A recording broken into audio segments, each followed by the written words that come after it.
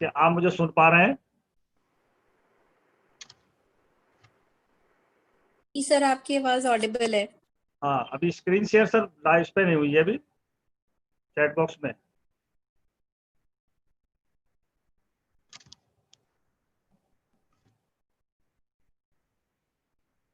Hello students, हम एक बार फिर दोबारा अपनी लाइव क्लासों के लिए आपके सामने मौजूद हैं।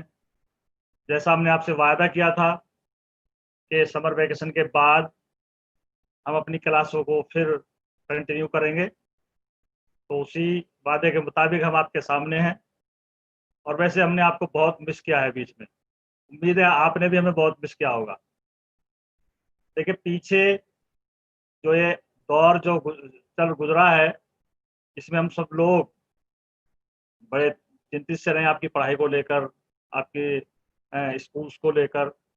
हमने बैठ के प्लान किया है कि भी हम अपने बच्चों को, अपने स्टूडेंट्स को जो अपनी क्लासें हैं उनसे दूर ना होने दें, उनको जोड़े रखें। तो उसी कड़ी में हमने फिर ये ऑनलाइन क्लासों का ये आयोजन किया है।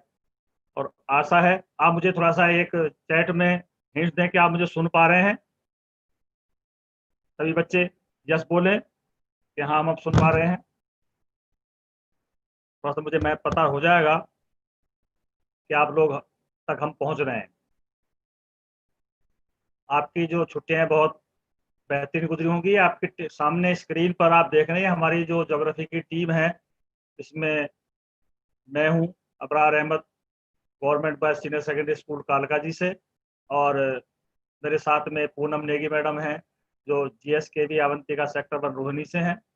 और वंदना मैडम हैं जो स्कूल ऑफ एक्सीलेंस द्वारका से हैं। ये आप हमारे ज्योग्राफी की टीम है। आपके लिए, आप पहले से हमारी टीम से परिचित हैं। और मैं समझता हूँ कि आपकी छुट्टियां बहुत आराम अच्छे से गुजरी होंगी और आप सब सेफ, आपके परिवारों में सब सेफ होंगे, सुरक्षित होंगे। इसी उम्मीद के साथ हम आज की क्लास का तो शुरू करते हैं। छात्रों, हमने पिछली कक्षाओं में जो बात की थी वो हम काफ़ी 4 या 5 लेसन हम कंप्लीट कर चुके थे। लेकिन अभी 1-2 दिन पहले CBSE ने हमारे जो पाठ्यक्रम है उसमें कुछ चेंजेस किए हैं, परिवर्तन किया है। तो हम 3 लोग हैं, तीन तीन एस्पेक्ट्स हैं इन क्लासों के, इसमें हम आपके सामने पढ़ाने के लिए हैं और जो हमारे स्टूडेंट्स हैं वो पढ़ने के लिए हैं। और हमारा एक पाठ्यक्रम है जिसको हमें पढ़ना है। तो पाठ्यक्रम का निर्धारण CBSE से होता है।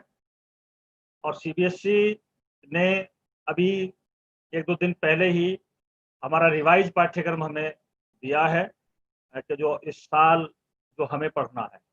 तो पहला पाठ्यक्रम था, उसमें लगभग 30% सिलेबस की उसमें कटौती कर दी गई है। तो ज़्यादा बेहतर होगा कि हम लोग सबसे पहले उसको जान लें, समझ लें कि भाई इसमें सिलेबस में क्या है। तो मैं आपका वेलकम करते हुए, एक बार स्वागत करते हुए आपकी इस क्लास में, और इस आशा के साथ कि आप सब लोग अच्छे से होंगे, आपके परिवार में सब अच्छे से होंगे, और हम अब लगातार आपके साथ आपकी क्लासों में रहेंगे। इसी आशा के साथ में मैं आपके इस पाठ्यक्रम में जो चेंजेस हुए हैं उसके बारे में आपसे चर्चा करना चाहूँगा। तो मैं थोड़ा सा पूनम मैडम से भी कहूँगा कि वो थोड़ा सा अपना परिचय दें, और फिर उसके बाद वंदना मैडम से भी मैं कहूँगा कि आप अपना परिचय दें क्लास शुरू करने से पहले। प्लीज पूनम मैडम अगर सुन रहे हो तो आप थोड़ा सा अपना परिचय बच्चों को दे दें। सर, गुड मॉर्निंग बच्चों। काफी लंबे गैप के बाद में आज फिर से हम वापस आ गए हैं आपके पास, और हमने भी आपको बहुत मिस किया और हमें पूरा यकीन है आपने भी हमें मिस किया होगा। अब क्योंकि हमारे पास में नया सिलेबस आ गया है तो एक नई एनर्जी के साथ में आज हम शुरुआत करेंगे। और आज हम पहले सिलेबस को समझेंगे। आज का पूरा हमारा सेशन जो है सिलेबस के साथ ही डील करने में आज हम उसे यूटिलाइज करेंगे, और नेक्स्ट क्लास से फिर हम अपने टॉपिक्स को आगे लेके जाएंगे। तो आई होप आपको हमारा पूरा पैटर्न पता है कि कैसे हम कराते हैं। आज के टॉपिक में हिंदी और इंग्लिश का क्योंकि ज्यादा इशू नहीं है तो अब्रार सर ही पूरा सेशन में लीड करेंगे। बाकी आगे आने वाली क्लासेस में जैसे हम पहले करते थे एक स्लाइड पहले सर हिंदी में कराते हैं और मैं इंग्लिश में, वंदना मैम और हमारे बाकी साथी चैट में हेल्प करते हैं, बिल्कुल वैसे ही सेम पैटर्न से हम आगे करेंगे। तो आई होप हम सब कंफर्टेबल हैं इससे और हम आगे बढ़ सकते हैं। वंदना मैम, प्लीज आप भी बच्चों को वेलकम कर लीजिए।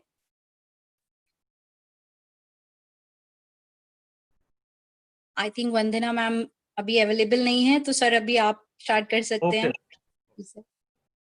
हाँ, तो प्यारे बच्चों, बहुत जोश और बहुत एनर्जी के साथ हम एक बार फिर आपके सामने हैं और मैं आपको जो सिलेबस में चेंजेस हैं उसके बारे में बता रहा हूँ। सबसे पहले हमें बात वेरी गुड मॉर्निंग बच्चों। तो समर वेकेशन के बाद आप सबका बहुत स्वागत है। जैसे पूनम मैम ने बताया, मैं आपकी हेल्प चैट बॉक्स पर रहकर करूंगी। कोई भी आपकी क्वेरी रहेगी बेटा कंटेंट से रिलेटेड, तो मैं आपको चैट बॉक्स पे हेल्प करने के लिए वहां पर रहूंगी। Thank you. Thank you Vandana madam. तो सबसे पहले हम ये जानना चाहेंगे कि हमारी बुक्स कौन कौन सी हैं जिनको हमें पढ़ना है इस साल। तो ये स्क्रीन पर आपकी बुक्स के नाम हैं, जो 3 बुक्स आपको पढ़नी हैं और ये तीनों बुक्स हमारी एनसीईआरटी के द्वारा पब्लिश्ड हैं। पहली बुक का नाम है fundamentals of human geography, class 12, published by NCERT. Hindi में इसको मानव भूगोल के मूल सिद्धांत के नाम से जाना जाता है। दूसरी जो हमारी पाठ्य पुस्तक है, India people and economy, class 12, ये भी एनसीईआरटी द्वारा प्रकाशित है और हिंदी में इसको भारत, लोग और अर्थव्यवस्था। और तीसरी जो बुक का नाम है हमारा, वो भूगोल में प्रयोगात्मक कार्य, practical work in geography, part 2। तो ये 3 बुकें हैं आपकी जो आपको इस साल पढ़नी है और इन 3 बुक्स को आप अभी अगर मार्केट में ऐसे अवेलेबल हैं, अगर आप ले सकते हैं, और नहीं तो आप एनसीईआरटी की वेबसाइट पर जाकर इनको डाउनलोड कर सकते हैं। मैं इन बुक्स को आपको दिखा रहा हूँ। ये बुक्स आपकी दोनों मीडियम की जो बुक्स हैं आपकी स्क्रीन पर हैं, अवेलेबल हैं, आप देख सकते हैं। ये पहली बुक्स मानव भूगोल के मूल सिद्धांत, और इसके नीचे ही आपकी जो हिंदी में जिसका अंग्रेजी में वर्जन है fundamentals of human geography, screen पर है, आप देख रहे होंगे। मानव भूगोल के मूल सिद्धांत और या फंडामेंटल्स ऑफ ह्यूमन ज्योग्राफी, ये फर्स्ट बुक है, इसको आपको लेना है या डाउनलोड कर लेना है। दूसरी जो बुक है भारत, लोग और अर्थव्यवस्था, ये सेकंड बुक है और इसका भी अंग्रेजी और हिंदी के दोनों का वर्जन आपके सामने स्क्रीन पर है।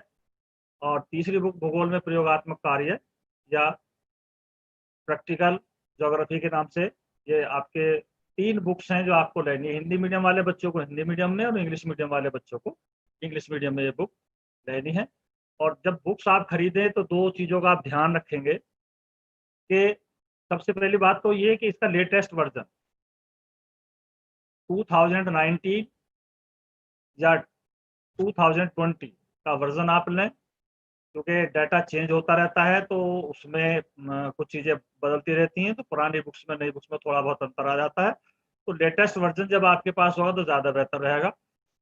दूसरी बात ये कि केवल और केवल एनसीईआरटी द्वारा जो पब्लिश बुक हैं वो ही लें, क्योंकि मार्केट में बहुत सारी बुक्स आपको सहायक पुस्तिकाओं के नाम से इस तरह से वो बेचते रहते हैं, उनको हमें नहीं खरीदना। केवल एनसीईआरटी की जो बुक्स हैं, जो एनसीईआरटी से प्रकाशित हैं, हम उन्हीं बुक्स को खरीदेंगे, वही हमारे लिए सबसे ज़्यादा उचित है। क्योंकि जो वो बुक्स, जो हेल्थ बुक वगैरह है, जो भी आपको वो बेचते हैं, उसमें उतना मटेरियल नहीं होता जो मटेरियल हमें चाहिए, जो एनसीईआरटी द्वारा प्रकाशित होता है। तो ये मेरी रिक्वेस्ट है कि आप सभी लोग केवल और केवल एनसीईआरटी द्वारा प्रकाशित जो बुक है वही बुक खरीदें। और ये पहचान के लिए आपके सामने स्क्रीन पर ये आपके बुक्स के जो कवर पेज हैं वो हमने दिखा दिए हैं आपको। बहरहाल इसके बाद ये अब हम जो पहली बुक है इसकी बात करते हैं कि भाई इस पहली बुक में क्या है और इस बार इसमें चेंज क्या हुआ है। पहले क्या था जो सिलेबस में हमारे जो हमें जो में अप्रैल में जो सिलेबस हमें मिला था उसमें क्या था और अब इसमें क्या चेंज हुआ। तो ये फर्स्ट बुक है human geography, fundamentals of human geography या मानव भूगोल के मूल सिद्धांत। तो देखिए, इस बुक को जब हम देखते हैं तो इसमें ये 10 लेसन है। जो पूरा कंटेंट है, जो पूरा सिलेबस है इस बुक का, इसमें 10 लेसन है जो आपके सामने स्क्रीन पर रहेंगे, दिखाई दे रहे होंगे स्क्रीन पर। 10 लेसन आपके ये इस बुक में है। पहले लेसन का नाम है human geography nature and scope, मानव भूगोल प्रकृति एवं विषय क्षेत्र। दूसरा है पॉपुलेशन, तीसरा है पॉपुलेशन कंपोजिशन, चौथा जो चैप्टर है ह्यूमन डेवलपमेंट, पांचवा प्राइमरी एक्टिविटी, छठा सेकेंडरी एक्टिविटी, और सातवां टर्सरी और इक्वाटरी एक्टिविटी, आठवां ट्रांसपोर्ट और कम्युनिकेशन, नौवां इंटरनेशनल ट्रेड और 10वां ह्यूमन सेटलमेंट। तो ये 10 लेसन हमारे हैं। कंप्लीट जो बुक है वो 10 लेसन पर है, और अप्रैल में जो सिलेबस आया था उसमें 10 लेसन थे। लेकिन अब जो रिवाइज सिलेबस जो सीबीएसई ने जारी किया है, तो उसमें से कुछ 10 लेसन में से कुछ लेसन डिडक्ट कर दिए हैं, घटा दिए हैं, काट दिया है उनको। इस बार इसमें लेसन नहीं है, और इस बुक में से 3 लेसन हमारे हटाए हैं। तो आप स्क्रीन पर देख रहे होंगे कि ये अब जो लेसन है, ये 7 लेसन आपके रह जाते हैं। पहली यूनिट में मानव भूगोल प्रकृति विषय क्षेत्र, ये एज इट इज है। दूसरी यूनिट में आपके जो आपके लेसन है पॉपुलेशन कंपोजिशन और ह्यूमन डेवलपमेंट, तो ये तीनों लेसन है इस यूनिट के। पहली यूनिट कंप्लीट है, दूसरी यूनिट कंप्लीट है। तो lesson number 1, lesson number 2, lesson number 3, lesson number 4 ये हमारे एज इट इज है, इनमें कोई चेंजेस नहीं है। लेसन नंबर 5 भी एज इट इज है, इसमें कोई चेंजेस नहीं है। तो पहला जो परिवर्तन हुआ है वो लेसन नंबर 6 हटा दिया है। लेसन नंबर 6 हमारे सिलेबस से हटा दिया है। लेसन नंबर 7 हमारे सिलेबस में है, और 9, 8 और 9, लेसन नंबर 8 और लेसन नंबर 9, 2 लेसन आपके ये हटा दिए। तो 3 लेसन आपके हटा दिए गए हैं, और जो स्क्रीन पर आपके हैं ये आपके केवल 7 लेसन अब आपके सिलेबस में है। लेसन नंबर 1 मानव भूगोल प्रकृति विषय क्षेत्र, या आप human geography nature and scope. Lesson number 2 विश्व जनसंख्या वितरण घनत्व और वृद्धि। लेसन नंबर 3 जनसंख्या संगठन। लेसन नंबर 4 मानव विकास, और लेसन नंबर 5 प्राइमरी एक्टिविटी प्राथमिक क्रिया। अब छठा हट गया, तो लेसन नंबर 7 आपके कोर्स में है, और लेसन नंबर 10 आपके कोर्स में। तो ये 7 लेसन आपके हैं। इसके अलावा मैप वर्क इसमें दिया हुआ है, तो बेहतर हो आप अपना पेन और कॉपी लेके इनको नोट करते चलें, या स्क्रीनशॉट लेने स्लाइड्स के। तो आप अंग्रेजी वाले बच्चे भी साथ साथ देख लें, क्योंकि दोनों मीडियम में ये हमारी बाइलिंगुअल पीपीटी है। इसमें human geography nature and scope ये पहला lesson, world population second lesson, population composition third lesson, human development 4th, primary activity 5th, tertiary और क्वाड्रेटरी एक्टिविटी 7, और ह्यूमन सेटलमेंट। ये 7 लेसन फर्स्ट बुक में आपके हैं। 3 लेसन इसमें से डिडक्ट कर दिए गए हैं। तो मैं समझता हूँ समझ में आ गई होगी बात। और जो लेसन डिडक्ट हुए हैं वो ये लेसन है जिनको हटा दिया गया। आपके स्क्रीन पर ये लेसन आ जाएंगे, आ रहे होंगे। तो ये 3 लेसन आपके हटा दिए गए हैं, इनको हमें इस साल नहीं पढ़ना है। इनमें से कोई क्वेश्चन, कोई एक्टिविटी बोर्ड एग्जाम में या किसी भी एग्जाम में जो हमारे डायरेक्टरेट की तरफ से जो एग्जाम होंगे उनमें इनमें से कोई क्वेश्चन नहीं पूछा जाएगा। तो 3 चैप्टर्स हैं, अच्छी तरह ध्यान कर लें। 10 चैप्टर हैं टोटल बुक में, लेसन नंबर 1 से 10 तक। 10 चैप्टर में से आपके 3 चैप्टर फर्स्ट बुक में डिडक्ट कर दिए गए हैं, जो आपकी स्क्रीन पर है। लेसन नंबर 6 हटा दिया गया है, सेकेंडरी एक्टिविटी। लेसन नंबर 8 हटा दिया गया है, transport and communication. Lesson number 9 हटा दिया गया है, इंटरनेशनल ट्रेड।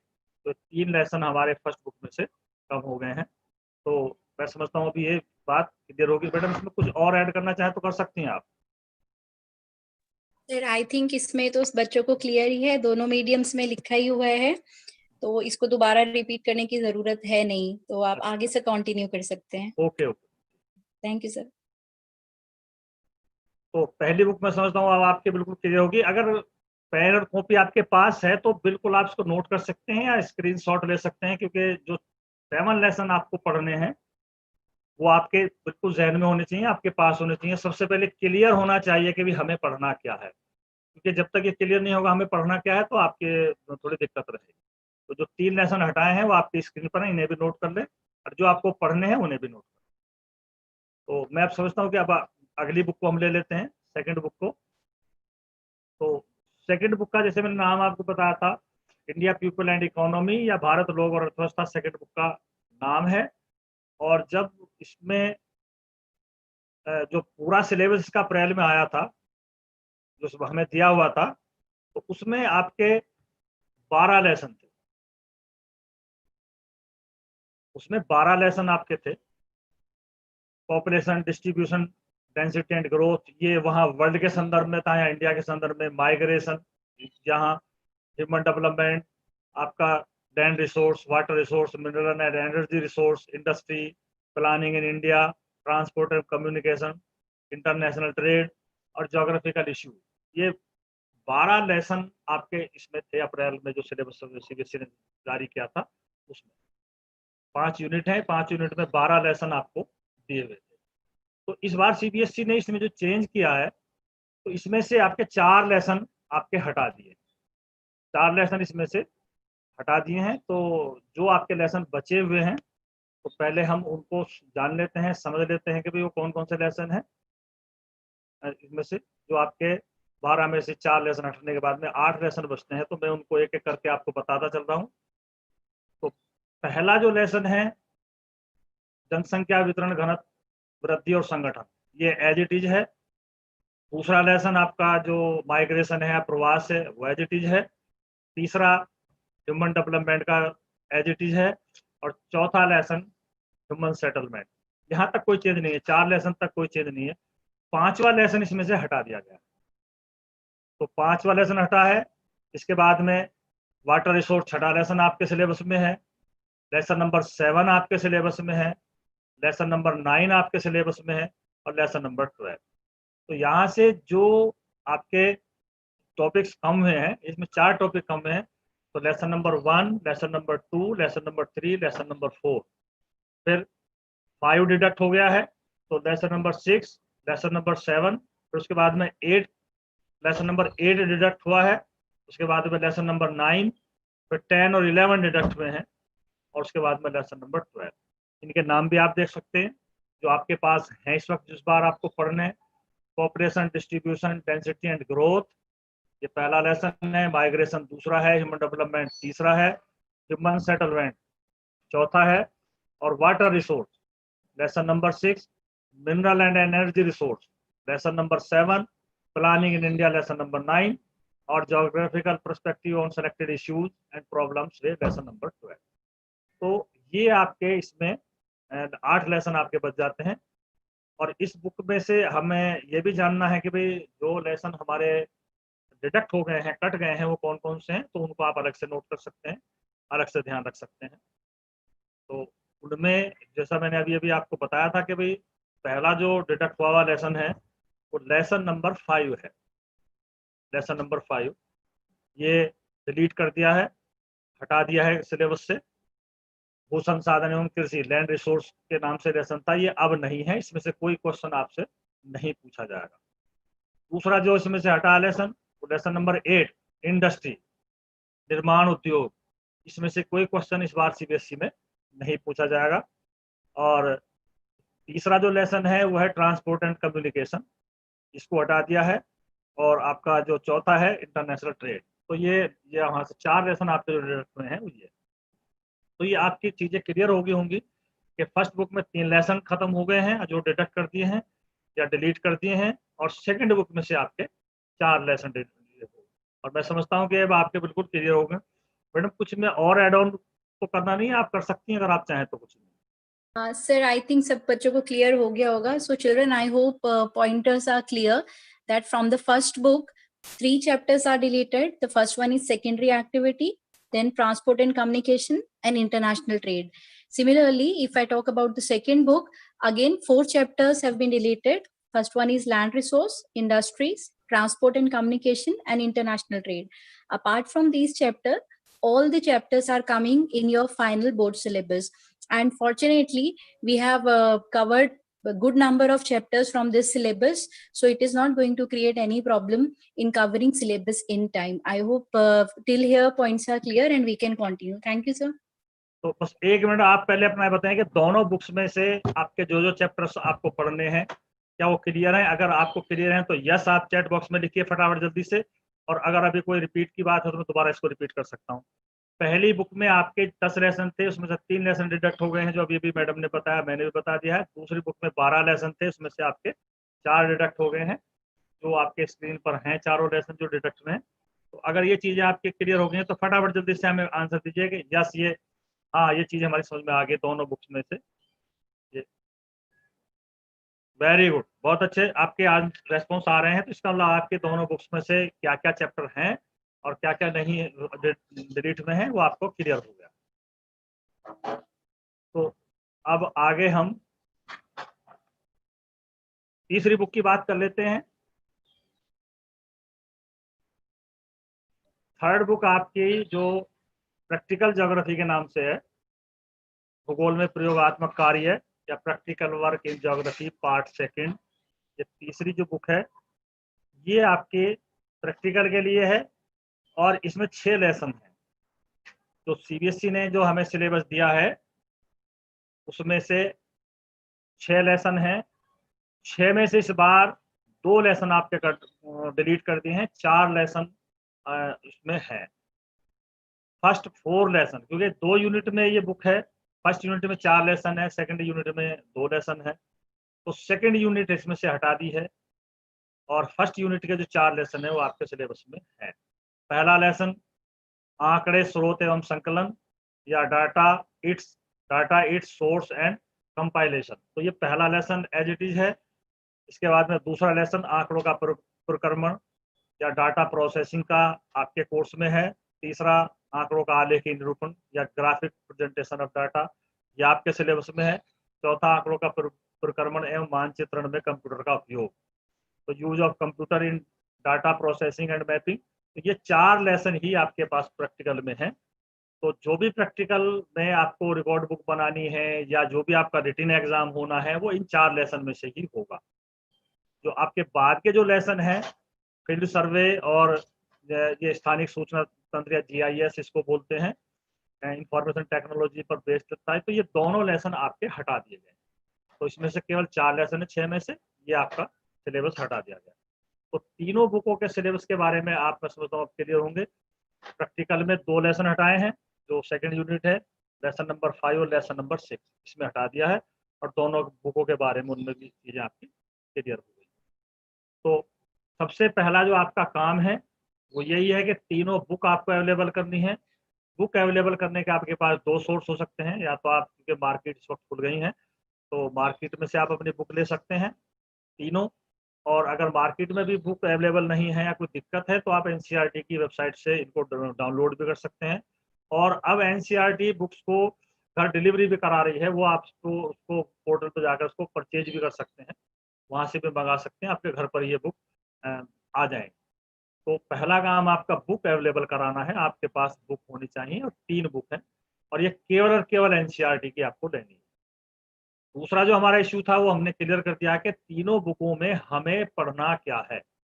ये डे फर्स्ट आपके लिए क्लियर हो जाना चाहिए कि हमें इन 3 बुकों में से कितने लेसन फर्स्ट बुक में पढ़ने हैं, कितने लेसन हमें सेकंड बुक में पढ़ने हैं, और कौन कौन से लेसन हमें थर्ड बुक में पढ़ने हैं। तो ये सारी चीजें आपकी क्लियर हो गई होंगी, क्योंकि बड़ी दिक्कत आती है जब पीछे हम क्लास ले रहे थे तो उस वक्त 2 बड़े जबरदस्त संशय आपके सामने थे। तो आपका रिजल्ट नहीं आया हुआ था, तो बहुत सारे बच्चे उस वक्त ये सोच रहे थे कि भाई हम 11th में हैं, 12th में हैं, कहाँ हैं, कैसे हैं। तो ये भी एक कंफ्यूजन सा था उस वक्त। दूसरी बात ये थी कि भाई थोड़ा सा एक नया सेटअप, एक नए उसके साथ में नए रूप में हमारी क्लासें ऑनलाइन क्लासों के तौर पर चल रही थी, तो बच्चे उससे पहले से परिचित नहीं थे। तो अब वो दोनों खत्म हो गए। आप बिल्कुल कंफर्म, आपका रिजल्ट भी डिक्लेयर हो चुका है, आपको कंफर्म है कि भी हम 12th में हैं और आपको सीबीएसई के एग्जाम पर जाना है, और अब आपके इस मन में कोई इस तरह का संशय नहीं है। दूसरी बात यह है कि भाई अब आप इससे वाबस्ता भी हो गए हैं, आपको परिचय भी हो गया है इससे के ऑनलाइन क्लास से, क्योंकि पहले 2 महीने आपने उनको किया है। तो अब बिल्कुल मन लगा के पूरी ऊर्जा के साथ में हमें लगना है, और पहले ही दिन हमने पहली क्लास में बात रखी कि हमें ये पढ़ना है। हमारा जो सिलेबस का फोकस पॉइंट है वो ये चैप्टर्स हैं, ये हमें देखना है। तो अब आगे हम इन पे चल लेते हैं, थोड़ा सा इसकी मार्किंग की बात और कर लेते हैं कि मार्किंग इनकी किस किस तरह से है। तो मार्किंग के बारे में, क्योंकि अगर मार्किंग के बारे में जानकारी नहीं होगी तब भी थोड़ा सा दिक्कत रहती है। तो मार्किंग कैसे कैसे है तो इसके बारे में थोड़ी चर्चा कर लेता हूँ। पूरा जो आपका पेपर है वो 3 घंटे का होगा और 3 घंटे में 70 मार्क्स का पेपर। जो क्वेश्चन पेपर आपको आएगा वो 70 मार्क्स का होगा और 3 घंटे का पेपर होगा। 30 मार्क्स का इसमें प्रैक्टिकल।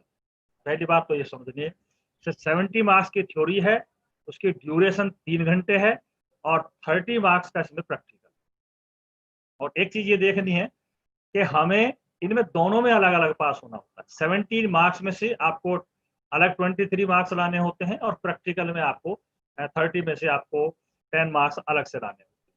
तो दोनों में अलग अलग हमें पास होना होता है। अगर हम 23 मार्क्स से कम थ्योरी में लेके आते और अगर प्रैक्टिकल में हमारे 10 में से कम नंबर रहते हैं तो तब भी हमारे साथ दिक्कत है। तो दोनों में अलग अलग पास होना है। 70 मार्क्स की आपकी थ्योरी है और 30 मार्क्स का आपका प्रैक्टिकल है। तो थ्योरी के जो पेपर की ड्यूरेशन है वो आपकी 3 घंटे की ड्यूरेशन है। तो अब इसमें से फर्स्ट बुक में 35 मार्क्स की जो है फर्स्ट बुक है, इसमें से पहले 10 लेसन हुआ करते थे, अब उसमें 7 लेसन। तो इसमें से यूनिट का डिवीजन नहीं है। कभी कभी बच्चे पूछते हैं कि जी चैप्टर वाइज वेटेज क्या है, पहला चैप्टर कितने नंबर का है, दूसरा चैप्टर कितने नंबर का है। तो इस तरह से सीबीएसई की तरफ से कोई गाइडलाइन नहीं है कि चैप्टर वाइज जो डिवीजन है मार्क्स का वो नहीं है, ना ही कोई यूनिट वाइज डिवीजन। तो सिंपल सा ये है कि जो आपके लेसन है, जो 5 ये यूनिट है, ह्यूमन ज्योग्राफी का जो लेसन नंबर 1 है, फिर लेसन नंबर 2 और 3 4 जो दूसरे यूनिट में है, और लेसन नंबर 5 और 7 जो तीसरी यूनिट में है, और लेसन नंबर 10 जो आपके 5 यूनिट में, चौथी यूनिट आपकी हट गई है।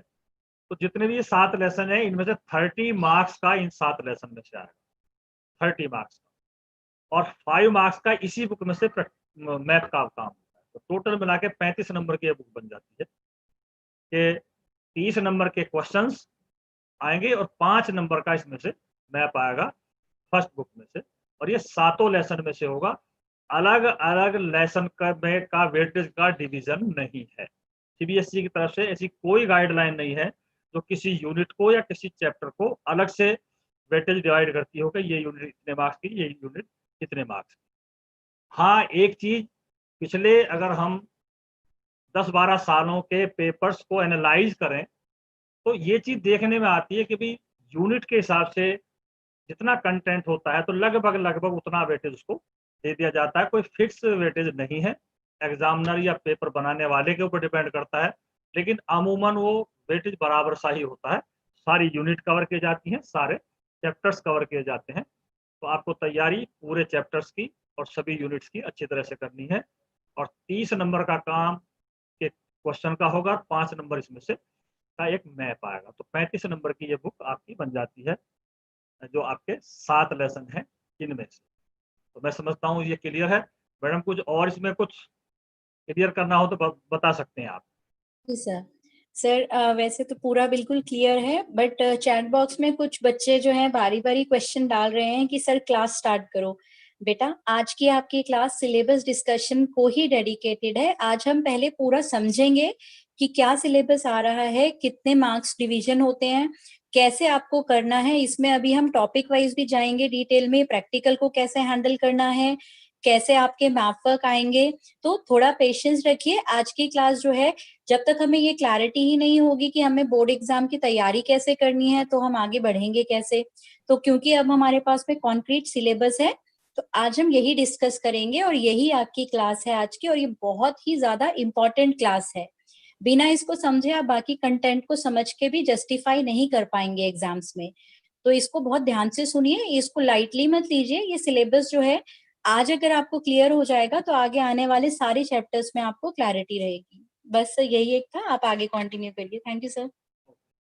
तो 35 मार्क्स की ये फर्स्ट बुक है, इसमें से 30 मार्क्स के क्वेश्चंस और 5 मार्क्स का मैथ। इसी तरह से आपकी जब हम सेकंड बुक की बात करते हैं तो सेकंड बुक्स में अब इस टाइम 8 लेसन आपके बच जाते हैं, 4 लेसन डिलीट होने के बाद में। तो इनमें से वही 30 मार्क्स के क्वेश्चंस होंगे और 5 मार्क्स का इसमें से आपका मैथ होगा। तो 35 नंबर की दूसरी बुक होगी, 35 नंबर की फर्स्ट बुक, 35 नंबर की सेकंड बुक, और वही डिवीजन इसमें है कि जो आपके चैप्टर्स हैं उनमें से 30 मार्क्स के क्वेश्चंस होंगे, 5 मार्क्स का इसमें मैप होगा। पहली बुक में जो मैप होता है वो वर्ल्ड की डिजिट्स होती हैं उसमें पूछी जाती हैं, सेकंड बुक में से इंडिया का मैप होता है। तो 5 मार्क्स का इसमें आपका एक मैप इसमें आएगा। तो अगर आप देखें तो आपके 10 मार्क्स के तो मैप ही मैप हो जाते हैं दोनों। 5 मार्क्स का एक मैप आपका फर्स्ट बुक में, 5 मार्क्स का एक मैप आपका सेकंड बुक में हो जाता है। तो 10 नंबर के तो आपके दोनों बुक्स के मैप ही हो जाते हैं। तो ये बहुत बड़ा एक आपका पार्ट है पेपर का के मैप्स को भी हमें तैयार करना है। तो मैप्स के बारे में हम आगे बताएंगे कौन कौन से डिजिट्स हैं, कैसे हैं। तो आपने, मैं समझता हूँ ये बुक्स आपकी क्लियर हो गई होंगी। तो अब तक जो बात हमने की है, फर्स्ट बुक 35 नंबर की और सेकंड बुक 35 नंबर की, तो ये मैं समझता हूँ आपके क्लियर है। अगर क्लियर हैं तो आप फटाफट यस का साइन दीजिए हमें इसमें, इससे हम आगे बढ़ें।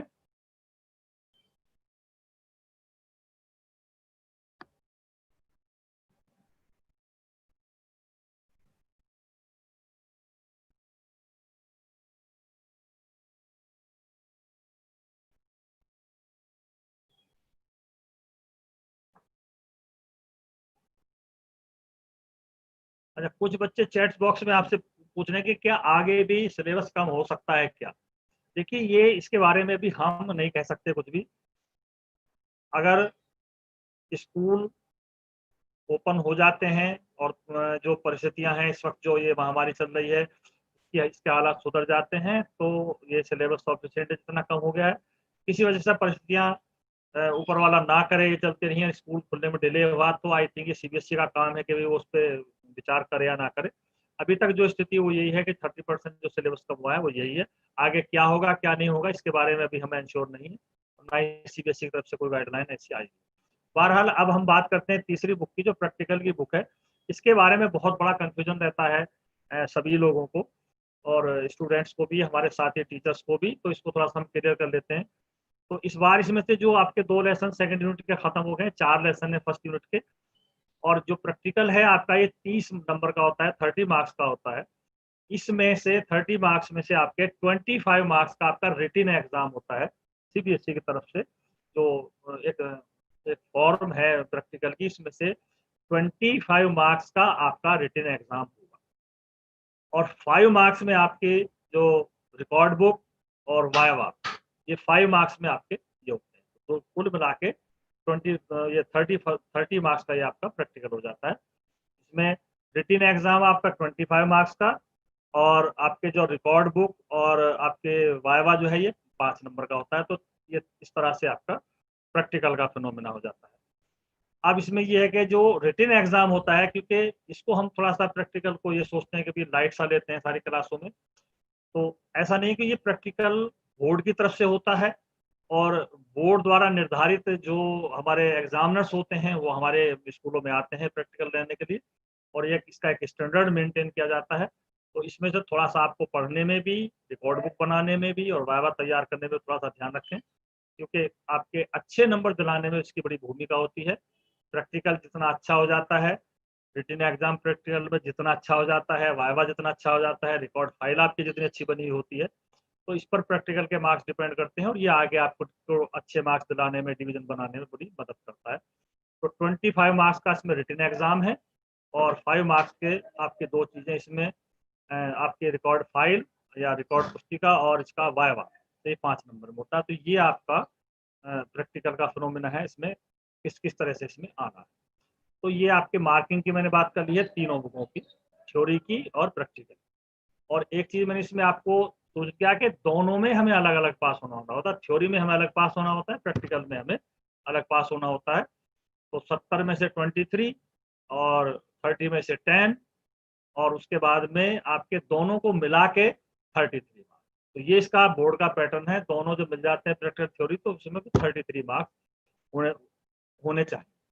तो इस तरह से ये आपका हमारा बोर्ड की मार्किंग स्कीम। अब इससे आगे जो हमें जो बात करनी है वो आपके क्वेश्चन पेपर के डिजाइन पे बात करनी है, तो ये बहुत अहम है।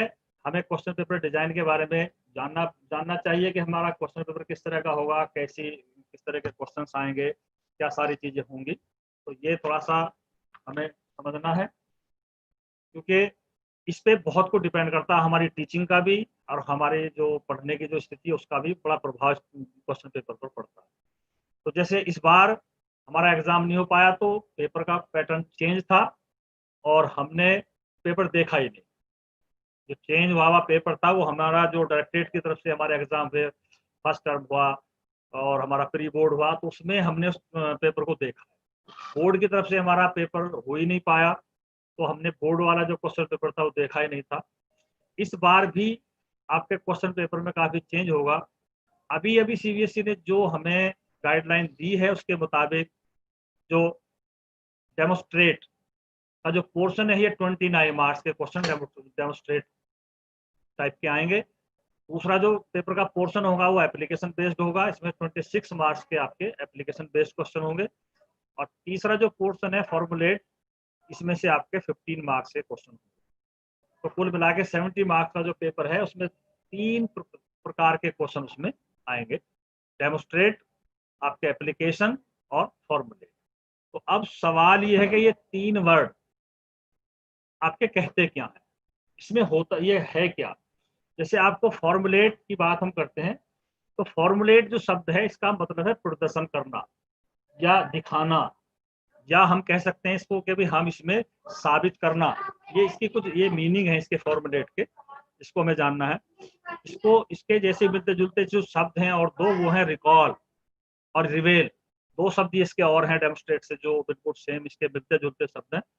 तो कुल मिला के हम देखते हैं कि जब हम क्वेश्चनों की बात करते हैं तो इन क्वेश्चनों में बेसिकली किसी भी जो हमने ज्ञान सीखा है, जो हमने जाना है, उसको हमें प्रदर्शित करना होता है, दिखाना होता है कि ये चीज हमें आती है। जैसे आपने कोई परिभाषा सीख ली तो आपको उसको लिख के प्रदर्शित करना होता है, कोई डायग्राम आपने पढ़ लिया तो उसको बना के प्रदर्शित करना होता है, या तथ्यों को जब हम प्रदर्शित करते हैं या दिखाते हैं या साबित करते हैं तो ये फॉर्मुलेट आता है। तो इस तरह के जो क्वेश्चन होंगे 29 मार्क्स।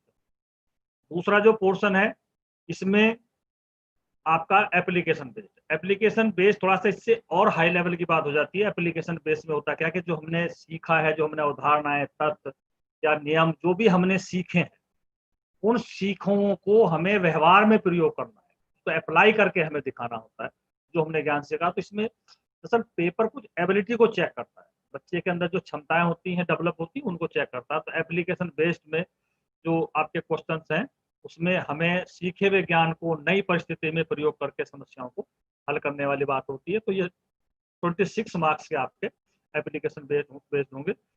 और फॉर्मुलेट जो है इसमें आपको तथ्यों की खोज करना, प्रमाण देना, अनुमान लगाना, समर्थन में तर्क देना, सूचनाओं को व्यवस्थित करना, इस तरह की जो चीजें होती हैं वो आपकी फॉर्मुलेट में आती है। तो 15 मार्क्स का ये होता है।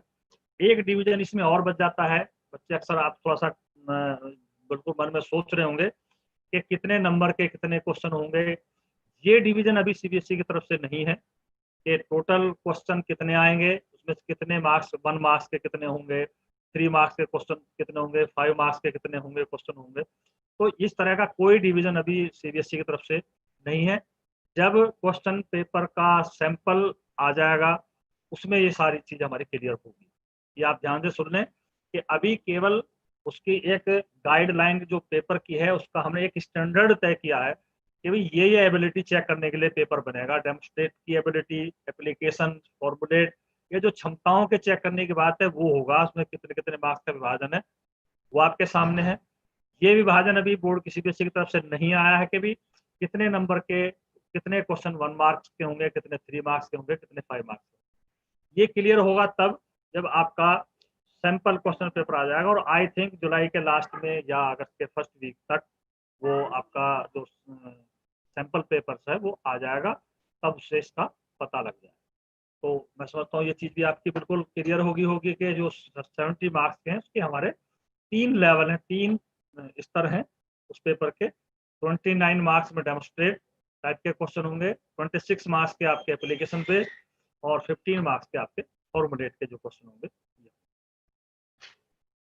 तो अब इससे आगे जो बहुत अहम पार्ट हमारा बच जाता है वो है मैप वर्क।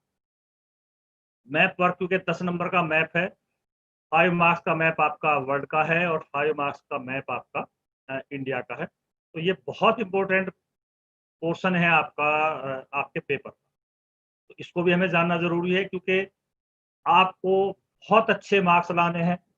हम आपके साथ खड़े हुए हैं, हमारे साथी और हम सब लोग डायरेक्टरेट के बहुत सारे जो हमारे अधिकारी हैं वो बिल्कुल आपके लिए तैयार खड़े हुए हैं कि हमारा कोई भी बच्चा, कोई भी स्टूडेंट्स अपने मार्क्स लाने में या अपनी पढ़ाई में लैक ना करे। तो ये पेपर का बहुत अहम पार्ट है मैथ वर्क, इसको आपको देखना है।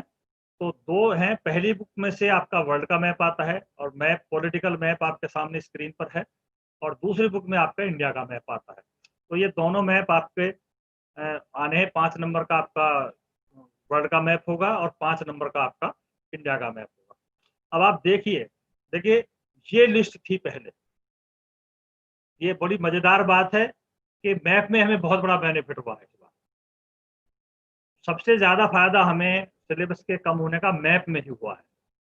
आपको दिखाई दे रही होगी स्क्रीन पर कि ये बहुत लंबी चौड़ी लिस्ट थी मैप की, जिसमें बहुत सारे डिजिट्स आपको तैयार करनी होती थी हर बार, और इसमें से 5 नंबर का मैप्स आता था। बच्चे कभी-कभी कहते भी थे, सर जी इतनी सारी डिजिट्स को हम जब याद करते हैं या तैयार करते हैं मैप में सीखते हैं, तो उसमें से नंबर 5 ही मिलते हैं, 5 का ही मैप आता है। तो जब सिलेबस डिडक्ट हुआ है, सिलेबस में डिलीशन का काम हुआ है, तो ये मैप बहुत छोटा हो गया, बहुत कम डिजिट इसकी हो गई हैं। और सबसे ज़्यादा बेनिफिट जो हमने इसको देखा है मैप्स में, सबसे ज़्यादा बेनिफिट हमें मैप में हुआ। अब मैप वर्क बहुत आसान हो गया, इसमें 5 नंबर लाने आपको बहुत ज़्यादा मुश्किल नहीं है। जब हम इसकी क्लासें अलग से कराएँगे, हम आपके साथ हैं और ऑनलाइन क्लासों में हम मैथ की क्लास बिल्कुल आपको अलग से कराएँगे, और मेरा ये विश्वास है कि आप इस तरह से आपके मैप तैयार हो जाएँगे कि एक भी डिजिट ऐसी नहीं होगी जिसको आप भर के नहीं आओगे या पेपर में जिसका आंसर दे के नहीं आओगे। अब देख लेते हैं, देखिए ये इतने से हो गए। आप देखें कि मैथ में कितना बड़ा हमें फ़ायदा हुआ है इसका सिलेबस का डिलीशन का। एक बहुत लंबी लिस्ट थी हमारे पास मैथ की जो थी, अब वो घट के केवल इतनी सी रह गई। ये अब इस बार की जो मैथ की लिस्ट है वो ये है। आप इसको देख सकते हैं, मैं इसको एक-एक करके बता रहा हूँ, और अंग्रेजी और हिंदी मीडियम के बच्चों के लिए हमने अलग-अलग बना दी है, पहले ये इंग्लिश मीडियम की है। तो इसमें से आपके बहुत छोटे से बहुत थोड़ा-सा आप काम इसमें रह गया। लार्जेस्ट कंट्री है in each continent in terms of area. क्षेत्रफल के हिसाब से प्रत्येक महाद्वीप में क्षेत्रफल वाला में सबसे बड़ा देश। एक मैप तो आपको इस पे तैयार करना है कि हर महाद्वीप में क्षेत्रफल में कौन-सा देश बड़ा है। तो उसमें से जैसे आप बात करेंगे उत्तरी अमेरिका की, तो कनाडा क्षेत्रफल में सबसे बड़ा है। दक्षिण अमेरिका की बात करोगे तो ब्राज़ील सबसे बड़ा है। अफ्रीका में बात करोगे तो अल्जीरिया सबसे बड़ा है। तो ऐसे ही हर कॉन्टिनेंट्स का एक-एक देश जो क्षेत्रफल में सबसे बड़ा है, उसका एक मैप तैयार करना है आपको। दूसरे आपके लेसन नंबर 1 है प्राइमरी एक्टिविटीज़ में आपके जो टाइप ऑफ फार्मिंग है, ये सब्सटेंस फार्मिंग का एरिया, नोमैडिक हार्डिंग का एरिया, आपका कॉमर्शियल लिवस्टॉक का एरिया, और उसके बाद में आपके एक्सटेंसिव कॉमर्शियल गेन फार्मिंग और आपके मिक्स फार्मिंग। ये 3-4 मैप आपके ये हैं, इनमें से तैयार करना, इनमें से आना। और एक डिजिट बढ़ जाती है आपके मेगा सिटीज, और मेगा सिटीज में से भी आपके 4-5 हैं, टोक्यो है, दिल्ली है, सिंघाई है, मुंबई है और साउथ पोल। तो ये इतना समय बच जाता है, इन्हीं में से आपकी 5 डिजिट आएंगे। तो सबसे बड़ा बेनिफिट जो आपको है वो मैप में है। और ये आप इसका आगे इसका जो हिंदी मीडियम के बच्चे हैं वो हिंदी में इसका वर्जन देख सकते हैं। तो ये इतना सा मैप आपका रह गया है। देखो, प्रत्येक महाद्वीप में क्षेत्रफल की दृष्टि से सबसे बड़ा देश, निर्वहन संग्रहण के क्षेत्र, जलवासी पशुचारण के प्रमुख क्षेत्र, संसार में वाणिज्य पशुधन पालन के प्रमुख क्षेत्र, और संसार में विस्तृत वाणिज्य अनाज कृषि के क्षेत्र, विस्तृत कृषि के क्षेत्र, और ये आपके 5 विश्व के मेगा सिटी। तो ये आपका जो मैप है वर्ल्ड का, उसकी हमने बात की है। मैं समझता हूँ ये आपके क्लियर हो गई होगी। इसी तरह से आपका जो भारत का है सेकंड बुक में जो मैप था, उसकी ये लिस्ट थी। एक लंबी चौड़ी लिस्ट आपके पास थी जिसमें से आपको ये मैप तैयार करने होते हैं, और इसमें भी हमें काफ़ी बेनिफिट हो गया है डिलीशन के बाद में, कि ये भी एक बड़ी सीमित सी हो गई है। आपके सामने स्क्रीन पर है ये, आप इसका शॉर्ट ले सकते हैं। तो एक इस लिस्ट को अब छोटा करके अब ये इतनी सी लिस्ट रह गई आपके साथ। ये आइटम्स हैं जो आपके मैप के हैं सेकंड बुक में से, इनको आपको तैयार करना है और इनमें से ही आपके एग्जाम में आएंगे। अगर आप इनको देखें तो state with highest level of urbanisation and lowest level of urbanisation, Bharat में सबसे अधिक नगरीकृत राज्य और सबसे कम नगरीकृत राज्य कौन कौन से हैं, तो उनको डार्क करके हमें आपको बताना होता है। पहला आइटम ये है। ऐसे ही मानव या ह्यूमन डेवलपमेंट का जो लेवल है, इसमें हाईएस्ट लेवल किस स्टेट में, लोएस्ट लेवल किस स्टेट में। दूसरा ये है। तीसरा पॉपुलेशन डेंसिटी का है कि भाई सबसे अधिक जनसंख्या घनत्व कहाँ है, सबसे कम जनसंख्या घनत्व कहाँ है। और 10 मिलियन पॉपुलेशन वाले सिटीज हैं, ग्रेटर मुंबई, दिल्ली, कोलकाता, चेन्नई, बेंगलुरु, ये हैं ये। उसके बाद में आपके क्रॉप्स हैं, लीडिंग स्टेट क्रॉप्स में राइस का, व्हीट का, कॉटन का, जूट, शुगर केन, टी और कॉफी। और ये मिनरल्स हैं आपके, आयरन और की माइनिंग है ये। उसके बाद मैग्नीज की है, कॉपर की है, बॉक्साइट की है, कोल और ऑयल रिफाइनरी। तो जितना सही मैप आपका रह गया, 5 नंबर का मैप इन्हीं आइटम में से आएगा। इनके अलावा आपको बोर्ड के लिए तैयारी करने की आवश्यकता नहीं है कि बोर्ड में कोई भी जो आइटम्स आएगा वो भरने के लिए मैप में, वो इन्हीं में से आएगा, दोनों लिस्टों में से। तो आपको इनको तैयार कर लेना है। ये हमने हिंदी मीडियम बच्चों के लिए इसको अलग से ट्रांसलेट कर दिया है। ये आपका जो मैप है इसका, तो आप स्क्रीनशॉट ले सकते हैं, देख सकते हैं। भारत में सबसे अधिक और सबसे कम नगरीय आबादी, नगरीय जनसंख्या वाले नगरीकृत राज्य। इसमें प्रतिशत को देखते हैं, इसमें थोड़ा सा कंफ्यूजन रहता है, इसको थोड़ा क्लियर कर लें कि नगरीय आबादी अलग चीज है और नगरीय आबादी का प्रतिशत अलग है। तो नगरीकृत में प्रतिशत की हम बात करें, सबसे अधिक नगरीकृत राज्य। ऐसे ही मानव विकास में सर्वोच्च स्थान प्राप्त, सबसे कम स्थान प्राप्त जनसंख्या घनत्व का 10 मिलियंस के, और उसके बाद में ये क्रॉप्स का हो गया। और ये आपकी जो है आपकी प्रमुख खदानें हैं, आप जो माइंस हैं के बारे में ही हमने बात की है। तो ये आपका मैप हुआ। 5 नंबर के मैप्स हैं, इसके मैंने आइटम्स आपके सामने स्पष्ट कर दिए हैं। तो मैं समझता हूँ ये चीजें आपकी क्लियर हो। मैडम इसमें कुछ और कहना चाहें तो कह सकती हैं। हाँ सर, क्लियर है मेरे ख्याल। और बच्चों को बस जो हम अब तक कवर कर चुके हैं वो वाली स्लाइड दिखा दीजिए, टाइम अप हो गया है क्योंकि। तो बस हाँ, एक बारी बस। Okay, children, we have already covered these topics in our previous classes. So now we would be starting with the second book in our next class. So आज आपको सिलेबस पूरा अच्छे से समझ में आ गया होगा। जो मानव बस्ती हमने स्टार्ट किया था लास्ट टाइम पे, उसको अभी हम थोड़ा होल्ड पर रखेंगे। जब सेकंड बुक में भी सेम यही टॉपिक है हमारा, मानव बस्ती, उसके साथ में ही हम फर्स्ट बुक के मानव बस्ती वाले टॉपिक को दोबारा से उठाएंगे, सेटलमेंट वाले टॉपिक को। उससे पहले के चैप्टर नंबर 1 से 5 तक हम फर्स्ट बुक में से पूरा डन कर चुके हैं। आई थिंक सर हो गया है, कंक्लूड कर देते हैं। हाँ ठीक है, ओके। तो ये हमारा रिवीजन का टॉपिक है कि जो हमने पिछली क्लास में पढ़ाया था। तो हमने ये जो आपका पूरे टॉपिक्स हैं, इनमें से हमने 5 टॉपिक बिल्कुल कंप्लीट करा देते। जो आपका मानव बस्ती का टॉपिक था, ये हमने स्टार्ट किया था, एक ही क्लास की हो पाई थी। तो जैसा मैडम ने बताया कि इसको हम अभी जब ह्यूमन सेटलमेंट्स सेकंड बुक में पढ़ाएंगे तो उसके साथ लेंगे। अब हमारा जो नेक्स्ट क्लास में जो रहेगा, वो आपका जो सेकंड बुक है उसका फर्स्ट लेसन हम नेक्स्ट फ्राइडे की क्लास में उसको शुरू करेंगे। और बस इसी आशा के साथ में कि आपके आगे अब पढ़ाई बहुत बढ़िया हो और हम आपके साथ खड़े में हैं। और हम आपका इस क्लास में बहुत बहुत वेलकम करते हैं। और जो हमारे साथी चैट बॉक्स में हमारे साथ हैं, उनका भी हम बहुत बहुत धन्यवाद करते हैं। और मैं वंदना मैडम का भी और पूनम मैडम का भी बहुत बहुत धन्यवाद करता हूँ। और इसी आशा के साथ में नेक्स्ट फ्राइडे में जब हम मिलेंगे, तो अब हम बिल्कुल पूरी ऊर्जा के साथ टॉपिक को लेके, जो पहला टॉपिक है पॉपुलेशन, भारत के संदर्भ में जो पॉपुलेशन का टॉपिक है, उसको लेकर हम अगली क्लास में आपके सामने आएंगे। और होमवर्क आपका ये रहेगा कि आपको सिलेबस डाउनलोड करना है। सीबीएसई की वेबसाइट पर आपका सिलेबस आया हुआ है, वहां से उसको डाउनलोड करके अपने पास रख लेना है। या इस क्लास को दोबारा आप देख सकते हैं। इसमें से जो आपकी स्लाइड्स हैं उनको आप वो कर स्क्रीनशॉट लेके उनको रख सकते हैं, ताकि आपको बिल्कुल क्लियर पता हो। आपको पहले दिन से ये जानकारी होनी चाहिए कि मुझे पढ़ना क्या है, मेरे कौन कौन से टॉपिक्स हैं जो पढ़ने हैं। वो इसमें कोई कंफ्यूजन नहीं होना चाहिए कि जी इसमें से आएगा नहीं आएगा, कितना आएगा नहीं आएगा, कौन सा चैप्टर कितने नंबर का होगा। ये सारी चीजें आपकी क्लियर होंगी। पेपर किस तरह का होगा, पेपर के बारे में जब सैंपल आ जाएगा हम उसको आगे दिखा देंगे कि किस किस तरह का के क्वेश्चन आएंगे, 1 नंबर के कितने होंगे। और थोड़ा सा हिंट्स मैं आपको ये दे रहा हूँ कि इस बार के जो पेपर में बहुत बड़ा चेंजेज होगा, क्योंकि धीरे धीरे चीजें बदल रही हैं। और इस महामारी ने हमें एक नए रास्ते की तरफ जाने का संकेत सा कर दिया है। तो बहुत बड़ा चेंज पेपर में होगा। तो आप जब अपनी पढ़ाई करें, तो आप जो अभी मान के देख के चलिए कि जो आपके ऑब्जेक्टिव टाइप पोर्शन है क्वेश्चन का, उस पर ज्यादा फोकस करके चलिए। थोड़ा सा हिंट्स दे रहा हूँ कि बहुत बड़ा पार्ट सब आपका आगे आने वाले टाइम में क्वेश्चन पेपर्स में जो मल्टीपल चॉइस क्वेश्चन होते हैं, जो उस तरह के क्वेश्चंस का पार्ट बढ़ता चला जाएगा। ये आप ध्यान रखें। इसी आशा के साथ में बहुत बहुत धन्यवाद, और मैं आपका अगली क्लास के लिए इंतजार करूंगा। और आपको बता दिया है कि नेक्स्ट टॉपिक हमारा सेकेंड बुक का पहला टॉपिक अगली क्लास में हम शुरू करेंगे।